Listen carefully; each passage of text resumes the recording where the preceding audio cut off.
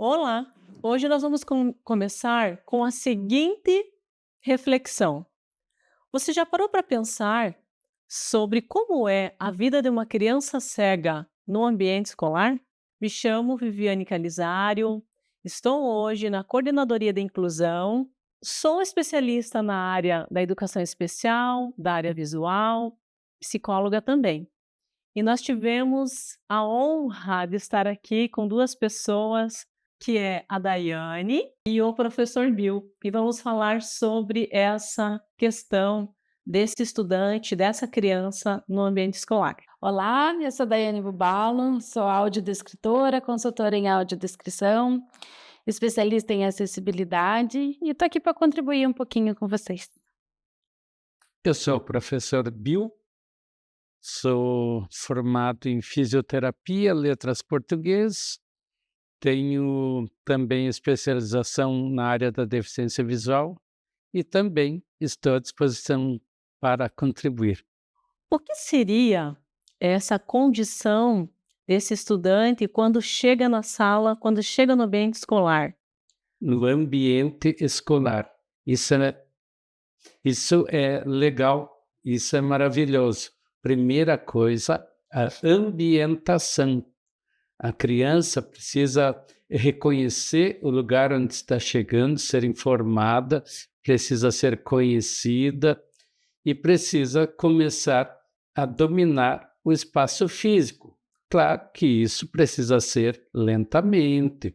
Primeiro, a chegada, a entrada do colégio, a ida até a sua sala. Esse pode ser o primeiro passo. Depois vai aprender da sala ao banheiro e a gente pode continuar isso na sequência.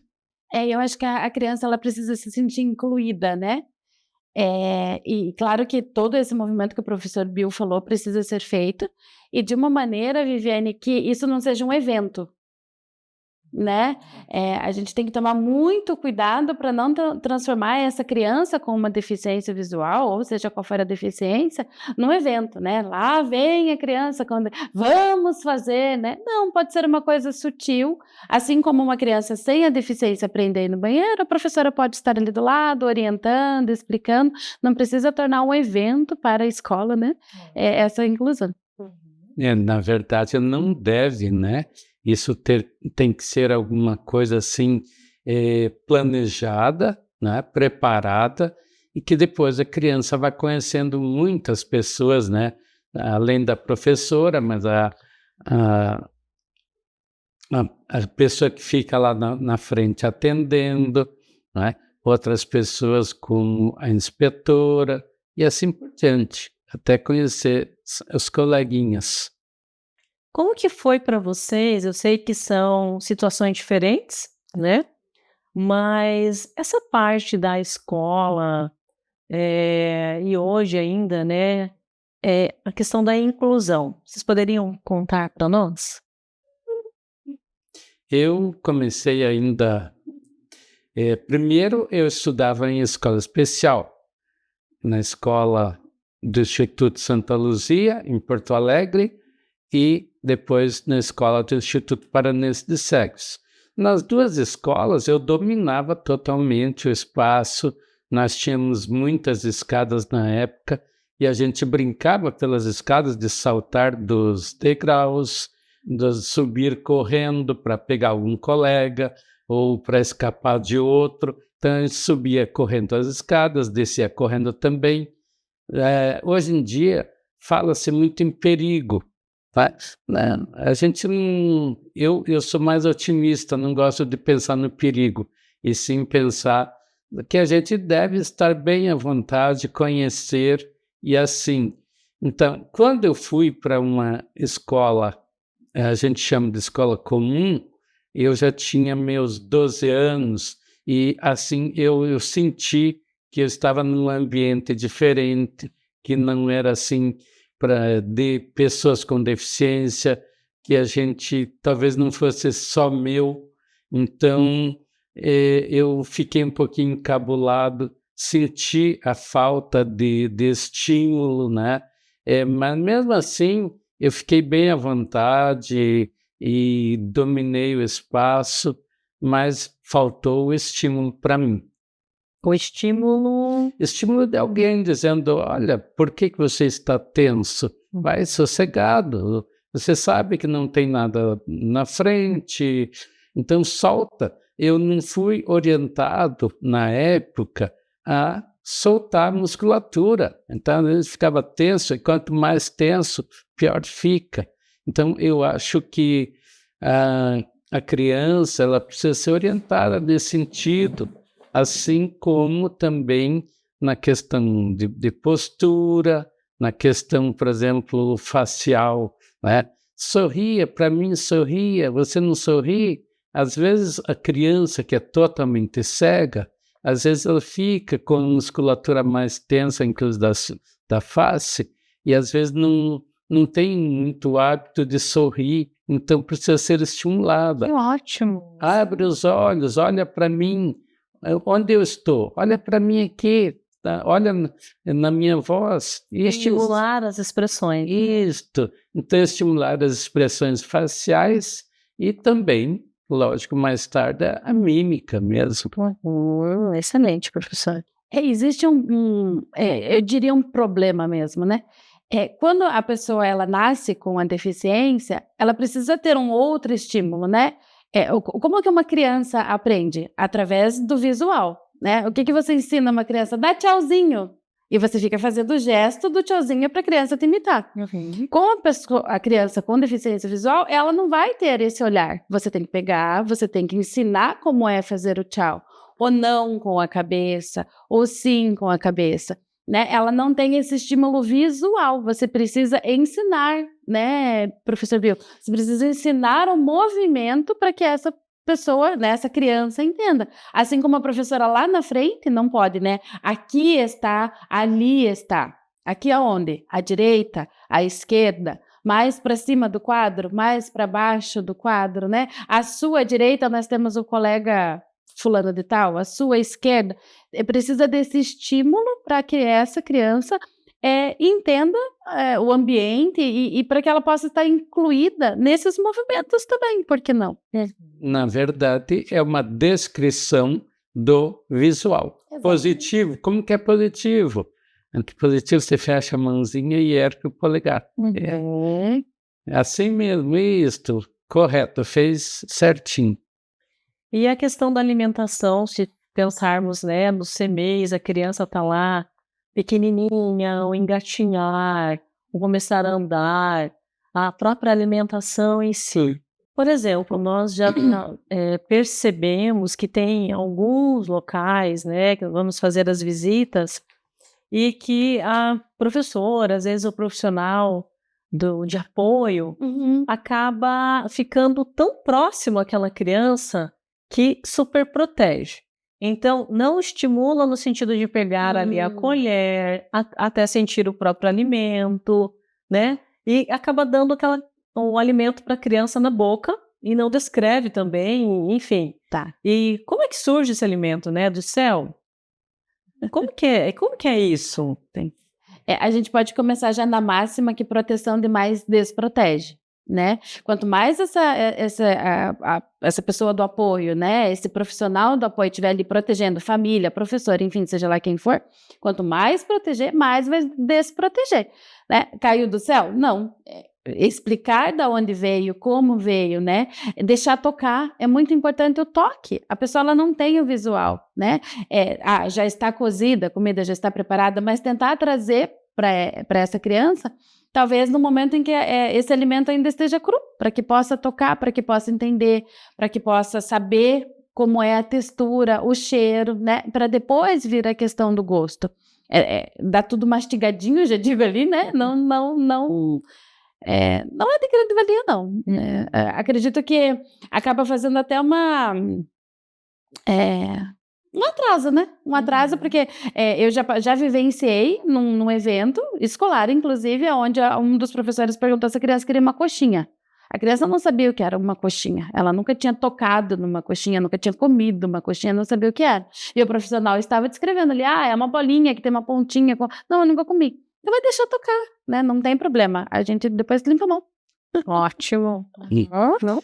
Então eu vejo que a descrição ela é necessária quando a criança não tem o contato, né? No caso da coxinha, em vez de falar como que ela é, deixa a criança pegar e ela vai conhecer a coxinha daquela forma.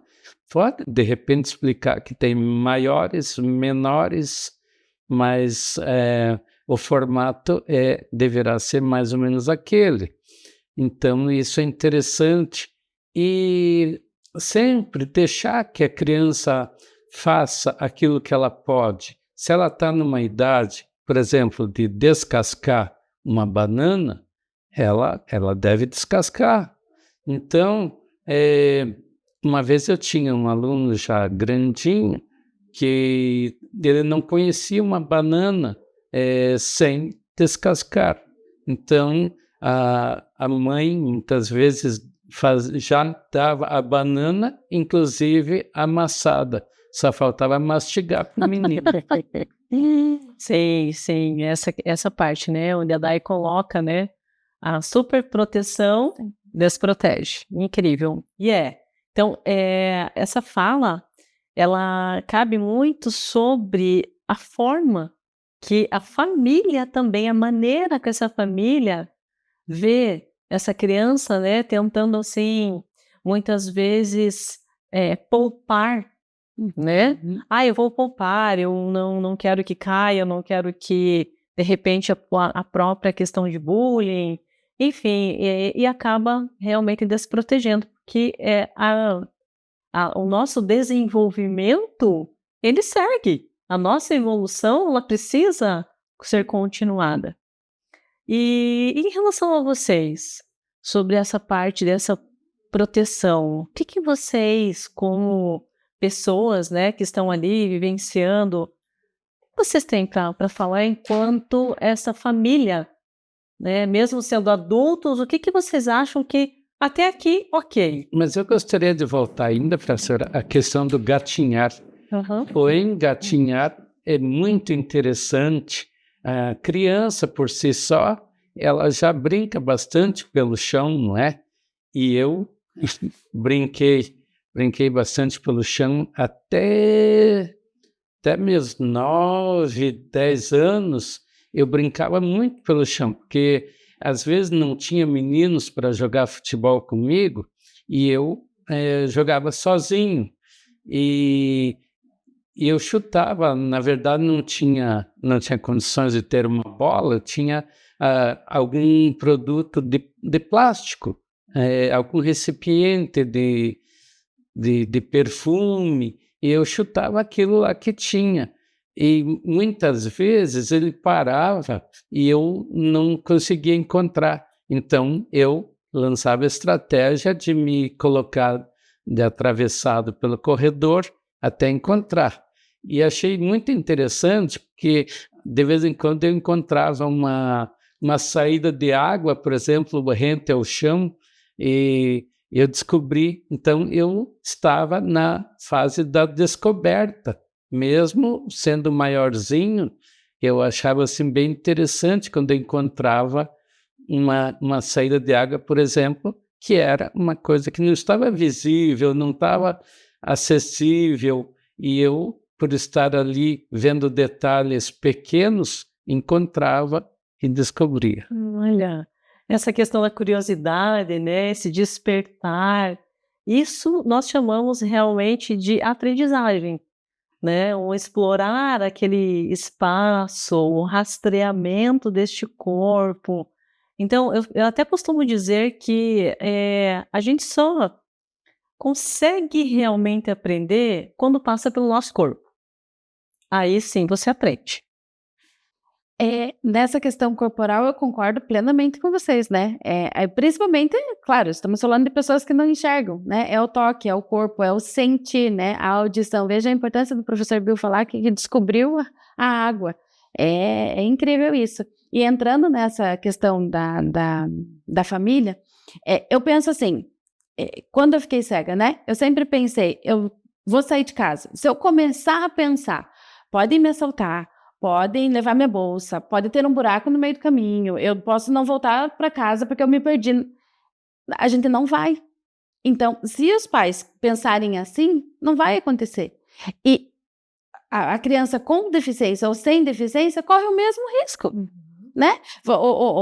Tá jogando bola, pode machucar, tá brincando de boneca, pode cair, independente da deficiência. Então, é trazer isso para os pais, que não é a deficiência que vai definir o que pode ou o que não pode acontecer com aquela criança. Eles precisam, e os professores também, né? Na hora do recreio, com os demais, brincando, né? Bill tá aí, ó, firme e forte, né? Então, olha lá. Então, eu costumo dizer que o perigo acontece para todo mundo. Tem que deixar livre, tem que deixar explorar, tem que deixar, porque senão vai criar-se, né, uma criança com muito medo. E na hora que essa criança precisar sair para a rua, precisar se virar sozinho e ir ao mercado, não vai, porque o medo está instalado por um familiar, está instalado por um professor, está instalado, né? Então, eu imagino imagino não, tenho certeza, né? Que quanto mais estímulo essa pessoa tiver, quanto mais as pessoas ao redor dela acreditarem que ela é capaz, mais ela vai acreditar ser capaz. Quando eu fiquei cega, eu sempre pensava, eu preciso ir, eu não tenho escolha, né? Então, eu tinha um ímpeto de ir. Eu não posso parar e pensar, mas pode acontecer isso, pode acontecer aquilo. Não, tem que ter o ímpeto e ir.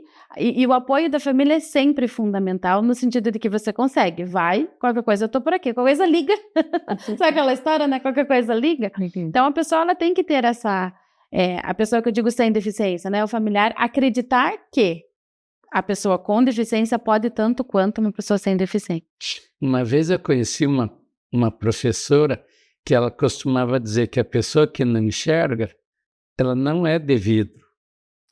Pode esbarrar nela, não tem problema, pede desculpa e segue o caminho. Sim. A Daiane falou sobre essa questão, né? Me perco, não tá dando certo, errei. Liga. Estamos falando do quê? Desta fala. Sim. Né? Então, o que seria esta fala? Que às vezes nós atravessamos, né? A pessoa que está ali, acabamos não nos reportando a pessoa com deficiência visual e falamos com quem está me enxergando. Poxa, e esse próprio, a pessoa que está ali ouvindo, entendendo, mas fica sendo anulada. E isso também pode estar acontecendo dentro da escola. E a gente poder dar para essa criança esta condição de eu consigo até aqui. O que mais que eu posso? Então, eu vejo que vocês têm essa questão da comunicação muito bem esclarecida, né? O que tá bom, ok, o que não tá do jeito, mas também não é uma questão de a gente colocar como super-heróis. Sim, né? perfeito. E eu acho que a gente precisa também, né, incentivar esse estudante a se comunicar. Viviane, eu tenho... Desculpa, Bill. Eu e as minhas frases, né? A palavra, ela vence a cegueira. A palavra, ela rompe esse silêncio que fica, né? Porque a pessoa, ela é muito engraçada, que parece que a gente tem que ter um manual, né, professor? De como lidar com a pessoa com deficiência visual. Eu acho muito engraçado isso, né? Tipo, a gente tem um manual. Mas a palavra, ela vence. A partir do momento que você pergunta assim, ó, como eu posso te ajudar? Isso pode ser para criança, isso pode ser para adultos, pode ser para o velho, para o idoso, isso pode ser para qualquer pessoa com ou sem deficiência. Como eu posso te ajudar? Até que eu entendi como eu posso te ajudar, né? Vamos falar da professora dentro da sala de aula. Agora, como fica melhor para você? De que maneira fica melhor para você? Assim? Então, a palavra, ela sempre vai vencer a cegueira, sempre vai falar. Tudo aquilo que você não está vendo, você fala. Aquilo que você não entende, você fala. A pessoa fala. A fala, ela sempre vai vencer a cegueira. A questão que a professora Viviane falou do relacionamento é super importante, porque às vezes as pessoas que enxergam querem anular aquela que não enxerga. A própria professora muitas vezes coloca o aluno cego com o aluno que enxerga e diz, o aluno que enxerga vai cuidar. Não, está equivocado.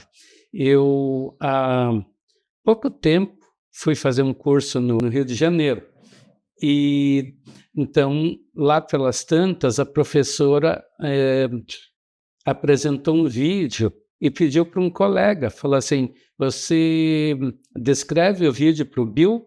Ele falou, tudo bem, descrevo. Aí ele sentou ao meu lado e descreveu todo o vídeo. Aí quando terminou o vídeo, ele falou assim, professora, e agora? Eu descrevi o vídeo para o Bill, então não prestei atenção. Olha, na verdade, eu acho que quem deveria ter descrito o vídeo era a senhora. Então ela colocou a questão para mim e eu falei que realmente ele tinha razão. Isso acontece muito nas salas de aula com crianças, né? E enquanto que a professora, ela continua sendo a professora, ela não pode transferir para uma outra criança da mesma idade do coleguinha. Eu digo que a professora precisa preparar a criança cega para trabalhar em dupla, em grupo, para ela também contribuir. Porque se ela ficar só recebendo também, a ideia que as crianças outras terão dela é negativa. E quando existe essa verdadeira inclusão da criança, né, com deficiência com os outros sem deficiência, essas crianças sem deficiência, elas se tornam adultos completamente diferentes, com uma outra visão, com um outro olhar, com uma outra inclusão, né? Elas crescem sem o capacitismo velado, elas crescem entendendo a capacidade que uma pessoa com deficiência tem. Sim. Para vocês, assim, qual que seria uma fala para que a gente possa cada vez mais pensar nessa criança que está na escola, ela precisa aprender o braille, ela precisa aprender o soroban, a orientação à mobilidade, para que ela se sinta pertencida a essa escola?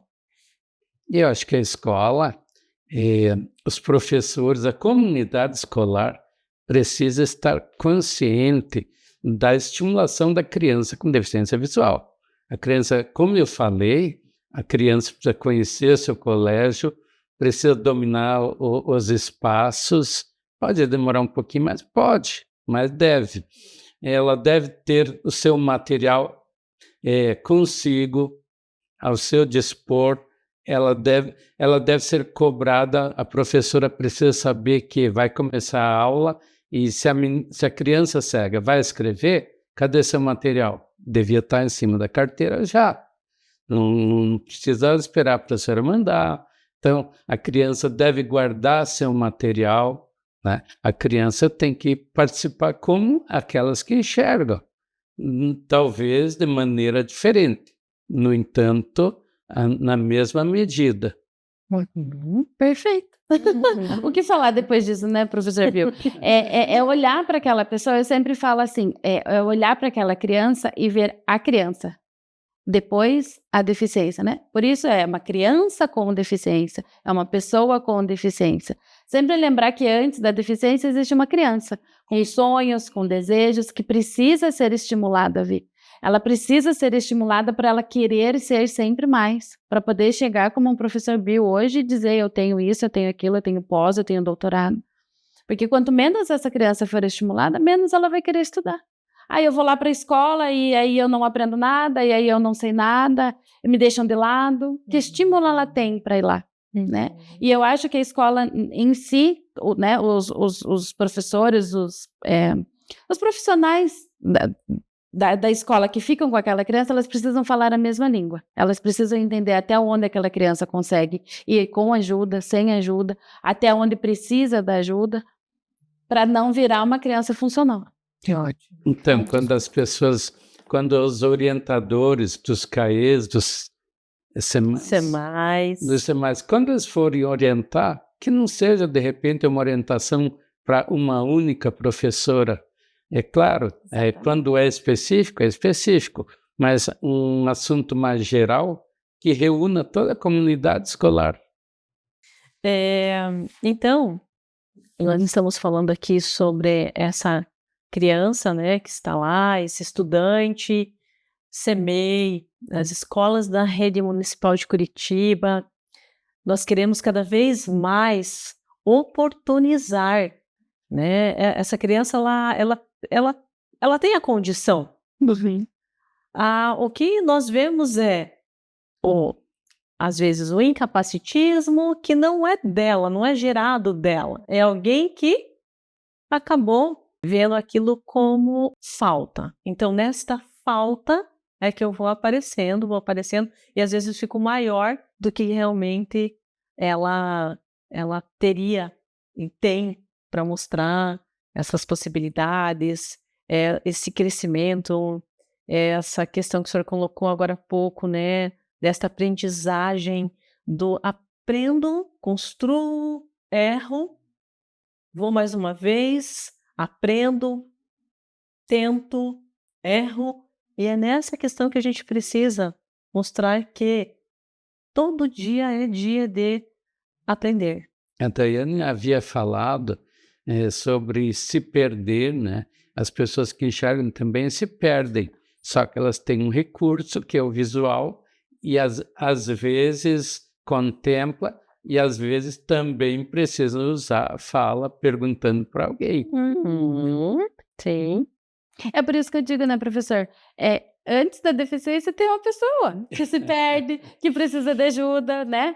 Eu tenho uma deficiência visual, algumas pessoas vão ter uma deficiência com a matemática, outros vão ter uma deficiência, sei lá, com a língua inglesa. Eu não domino o inglês, entende? Então, são algumas deficiências que todo mundo tem. E que não é levado em consideração. Porque a pessoa não domina a língua inglesa, ela precisa ser excluída do mundo. Sim. Ela não pode pertencer a uma sociedade. Não, todo mundo tem as suas deficiências e as suas limitações, com ou sem a deficiência visual. Por isso que eu sempre falo, é olhar para o indivíduo como um todo. É olhar que ali existe uma pessoa com sonho, com desejo, com vontade, e que quanto mais estimulada essa pessoa for, mais ela vai seguir em frente. E eu pergunto para vocês, né, hoje adultos, se a gente for pensar num todo, né, nessa criança que daqui a pouco ela também vai se tornar uma adulta, essa parte onde nós estamos falando dessa inclusão, esse pertencimento, o estar bem, o que vocês têm para colocar de modo geral? Eu vejo que a gente precisa se preocupar com a exclusão. Com a inclusão, eu acho que é o que precisa estar acontecendo. E a gente não precisa ficar analisando tanto, está acontecendo a inclusão ou não está? Agora, o que a gente precisa se preocupar está acontecendo a exclusão. Por causa do quê? É por minha culpa do outro? Então, vamos conversar. Vamos descobrir e vamos tentar fazer diferente. Eu vejo que é assim. A gente vai voltar na questão da fala, né? Se a pessoa com deficiência visual não diz o que precisa acontecer para que essa inclusão realmente aconteça, não vai acontecer. Né? Se você vai num evento, o Bill acabou de trazer o exemplo, vai num evento e tá tudo bem a outra pessoa ficar descrevendo e ela não entender nada, e a pessoa com deficiência visual não se posicionar, mas o evento deveria ter trazido para mim a audiodescrição, não meu colega do lado. Enquanto as pessoas não se posicionarem, não vai haver a verdadeira inclusão. Porque existe uma máxima, né, de que só eu reclamando não vai adiantar, só eu questionando. A pessoa com deficiência, ela sempre é uma mimimi, né? Então, a partir do momento que essa criança é estimulada, que essa criança entende o lugar dela dentro da sociedade, ela vai se tornar um adulto questionador. Mas por quê? Ótimo. A partir do momento que você questiona, né, a outra pessoa, seja no âmbito escolar, seja no âmbito da faculdade, seja no âmbito cultural, a outra pessoa ela já vai pensar, opa, é verdade, né? Sim. Eu coloquei aqui 10 atitudes inclusivas com estudantes cegos. Eu vou descrever, vou falar aqui e depois vocês me ajudam se tá ok, tá? Quando essa criança chega na escola, então, a primeira questão que eu vejo realmente é matrícula. Essa criança precisa ser matriculada, como qualquer outra criança, né? Então, quando às vezes chega a criança cega, poxa, e agora? que a gente faz? Em que a gente chama? Então, o primeiro ato é a matrícula. E apresente-se ao falar com essa criança. Chame a criança pelo nome. Descreva ambientes e situações. Ofereça ajuda, não imponha. Incentive a autonomia. Utilize materiais táteis. Faça audiodescrição de imagens e vídeos. Organize os espaços de forma segura. Estimule a interação com os colegas. Acredite no potencial da criança. Faltou algo? Colocamos uma vírgula, um ponto, um questionamento? O que vocês me dizem? Eu super concordo, Vi, com tudo que você traz aí. E a gente vai voltar para aquele espaço da fala, né? A partir do momento que eu sempre falo que a palavra-chave é cego, é baixa visão, tudo vai muito bem, até a hora que você fala, é um aluno cego. A outra pessoa, ela bambeia, né, professor? Ela chega bem que você trouxe, e agora? Como vai ser? Eu acho que pode ser tratada de uma outra maneira, né? Com todas essas atitudes que você trouxe, e ainda você pode trazer para dentro da sala de aula um outro olhar dessas crianças sem deficiência para com a pessoa com deficiência. Vamos incluir, vamos brincar, vamos pensar numa brincadeira que a gente consiga incluir. É trazer esse pensamento também para as crianças sem deficiência, né? Que também dá para colocar nessa nossa lista aí, trazer, né, esse olhar para pessoas sem deficiência, das crianças sem deficiência, de como elas podem incluir essa criança, né, no recreio, na lição, na brincadeira, na festinha, que essa criança pode ser convidada também, né, para uma festa fora da escola. Na entrega de material, às vezes, né, essa criança ler em braille e ser, assim, o representante da sala. Sim. Né? E nas brincadeiras infantis antigas até havia isso, cabra cega. As crianças colocavam... Gato Mia, né? Que fica todo mundo escondido, tem que achar no escuro. Colocavam um pano no rosto, alguma coisa, e iam brincar. E isso é interessante porque também é um estímulo aos outros sentidos, coisa que às vezes a escola falta. Só estimula a visão mesmo e os outros sentidos. Precisa ser estimulado. Como um todo, né? Não Sim. só aquela criança mesmo, mas todas participarem dessa brincadeira, e tem tantas outras, né? Que a gente pode explorar essas expressões mesmo. Aí a distribuição de material é interessante quando o professor faz e quando a classe faz. Eu participei de um curso uma vez que eu até fiz amizade naquele dia com uma professora que estava ao meu lado e conversando bastante, e de repente começaram a passar um montante de apostilas, cada um pegava a sua e passava o montante adiante para que cada um fizesse isso. E eu fiquei ali quietinho e conversando com a professora de vez em quando. Aí, de repente, eu reclamei. E a minha apostila, cadê? Daí a professora esperou um pouco, daí veio a coordenação, a coordenadora, daí a professora falou, o Bill está reclamando, e cadê a apostila dele em braille? Daí eles falaram, pois é. Aí eu acrescentei. E a apostila em tinta, que eu poderia ter repassado também, me pularam, né? Aí a professora estava do meu lado, a minha amiga, falou, puxa vida, perdão, eu que te pulei. Olha só. Eu vejo que é uma questão de falta de conhecimento, a ignorância em si, né? A gente coloca essa ignorância no sentido de, poxa, como é que eu lido? Como é que eu faço? Não tenho alguém na minha volta. E nada como a gente poder também, né, contribuir, ensinando, nós também falando, fazendo que essas questões aconteçam mesmo. Sim, e é o que eu falei, né? A pessoa com deficiência se posicionar. Se o Bill não levanta essa indignação, né? As pessoas ao torno não iam pensar, ao redor ele não ia pensar. A minha amiga também ia aprender. Entendeu? Eu vejo que daí fica essa parte do vitimismo. Mas o Bill não precisava ter falado assim, né? Mas precisa, a gente precisa, tudo aquilo que a gente não tá vendo, a gente precisa dizer. vocês me pularam? Me expliquem por que vocês me pularam. Né? Eu Então, queria também entregar a apostila. exatamente. Queria sentir a textura da apostila, né, Bill? Ver se ela é grossa, se ela é fina, se ela está encadernada. Claro, Por que não? a gente admira as coisas. Às vezes as pessoas perguntam, como é que você vai achar bonita ou feia se você não enxerga? Mas a gente tem as impressões, mas sem enxergar. A gente acha bonito, acha feio, Exato. acha ridículo. Principalmente quando pulou a gente. A gente exagera também. Ótimo. Vocês têm mais alguma coisa para falar? Não, eu acho que precisa sim a professora estar atenta se o aluninho está encabulado ou não, precisa estimular e precisa cobrar também, né? Por que você não estudou? Ah, porque você não enxerga?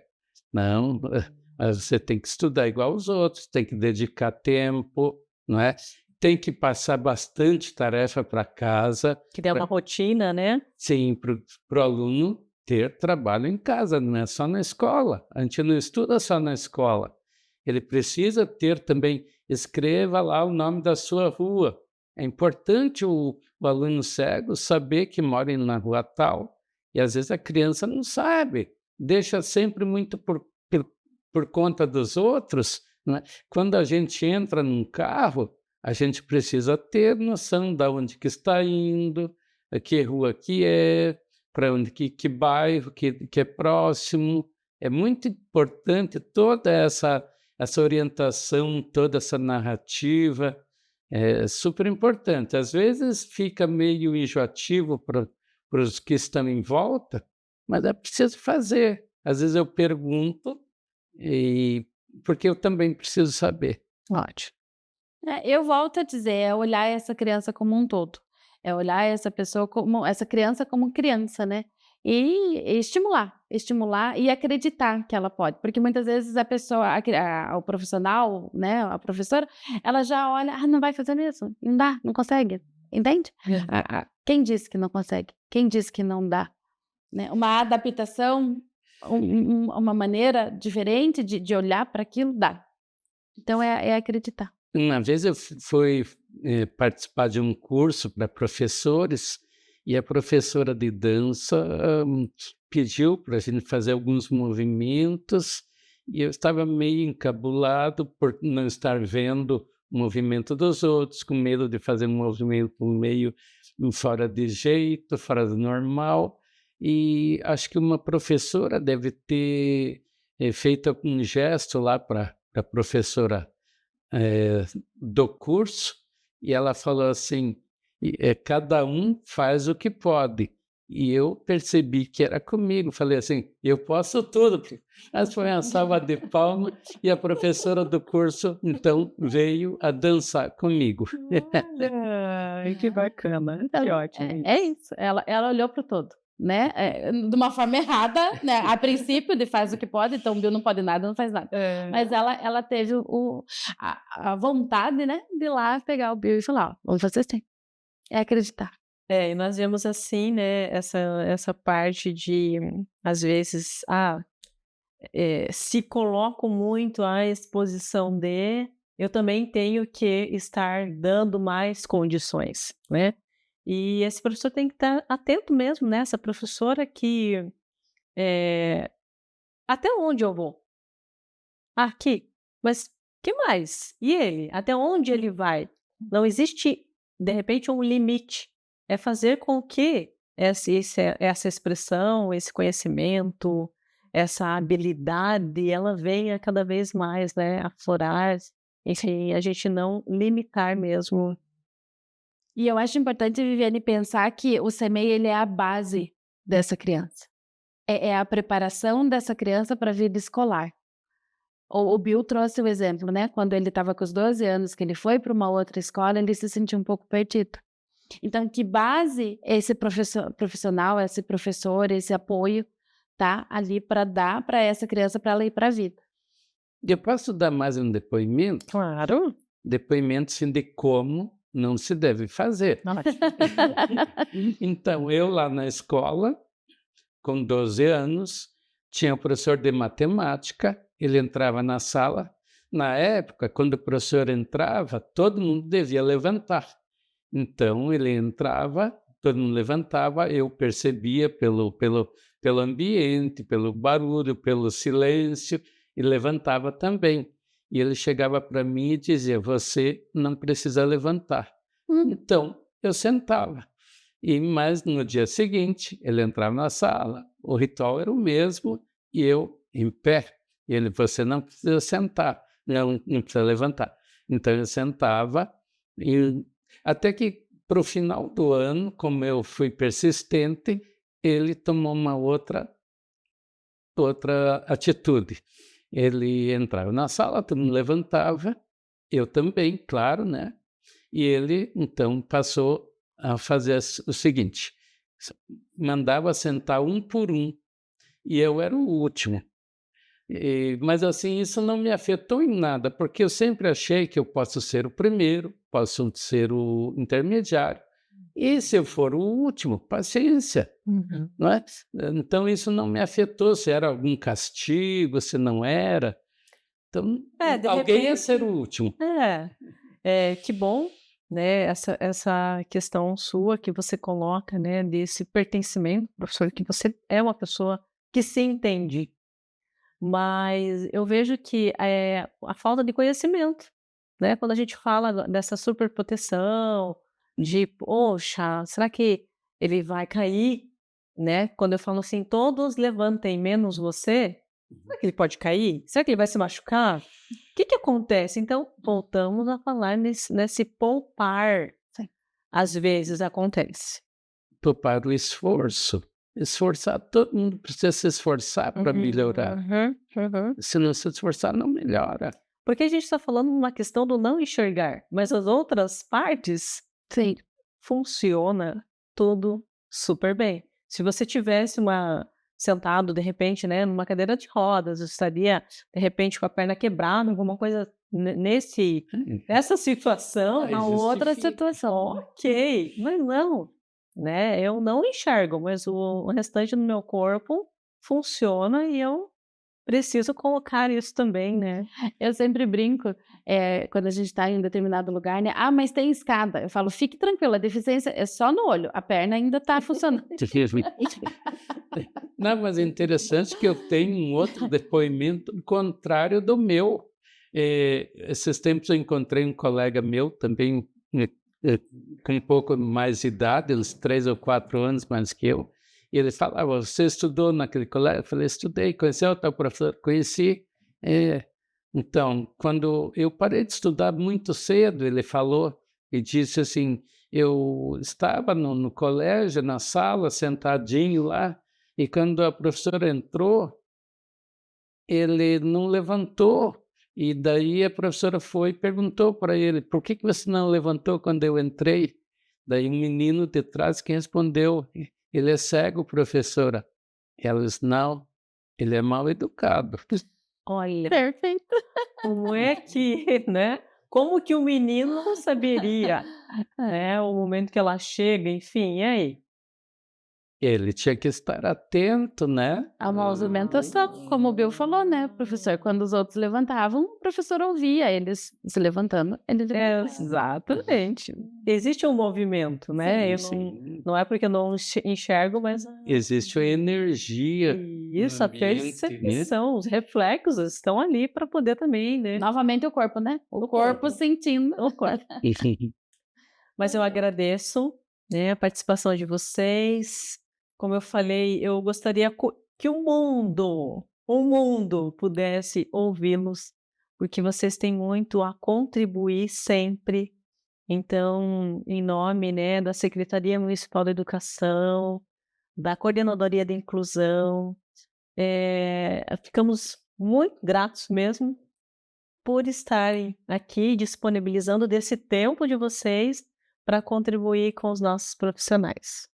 Eu gostaria de agradecer muito a professora Viviane pelo convite, né, e essa oportunidade de falar para bastante gente, né, porque eu torço muito pela pessoa que tem deficiência visual, mas aí eu dependo muito da pessoa que enxerga para que ela entenda e cobre e ajude a não ser aquela pessoa de antigamente que não trabalhava, que não estudava, que não sabia sair do lugar, né? Eu agradeço também a oportunidade de estar aqui e queria só deixar o meu depoimento agora do final, bem rapidinho.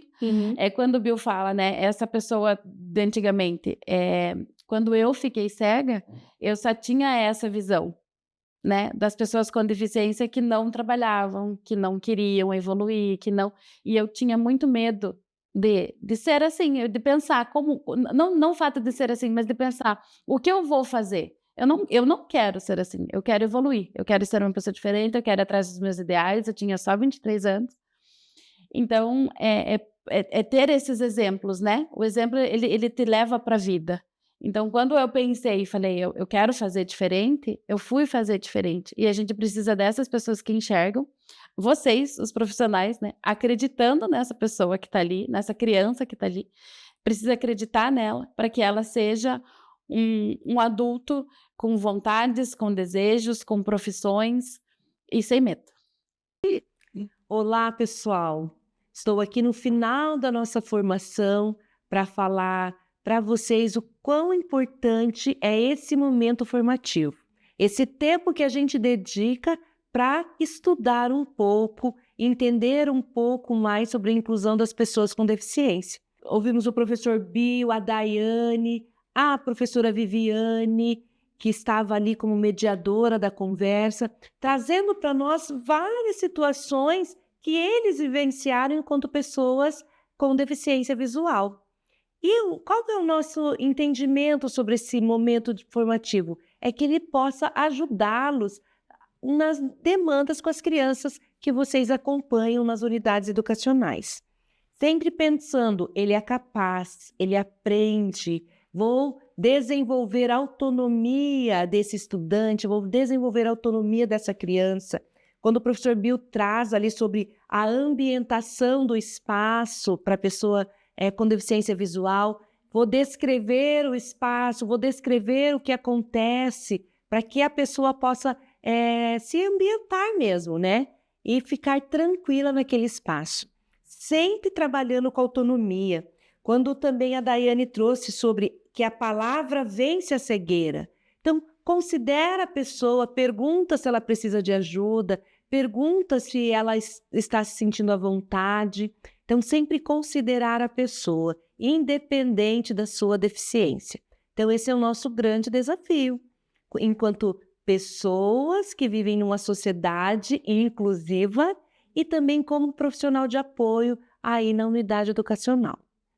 Conto com vocês para esse trabalho tão essencial que vocês fazem com as nossas crianças e que vocês possam, sim, valorizar o trabalho de vocês e também o nosso estudante, a nossa criança que você acompanha. Para nós finalizarmos, eu convido vocês a escutarem e acompanharem comigo a leitura do livro chamado A Felicidade das Borboletas, Patrícia Angel Seco. Olá, meu nome é Marcela, tenho 9 anos e hoje é um dia muito, muito, muito especial para mim. Sabe, eu estudo balé e daqui a pouco vou me apresentar pela primeira vez. Minha mãe disse que estou linda. Minha fantasia é de borboleta e a música que eu vou dançar faz a gente sentir como se estivesse voando. Eu sei que a plateia está cheia, pois posso ouvir muitas pessoas se movimentando, conversando. São nossos pais e amigos que vieram assistir a nossa apresentação. Eu nunca tinha estado em um lugar com tanta gente antes. E imagine só, todos vão me ver dançar. Há um ano, quando pedi à minha mãe que me levasse até uma academia de dança, todo mundo achou estranho. Mas a música é tão maravilhosa e me faz sentir tão bem que logo ela concordou.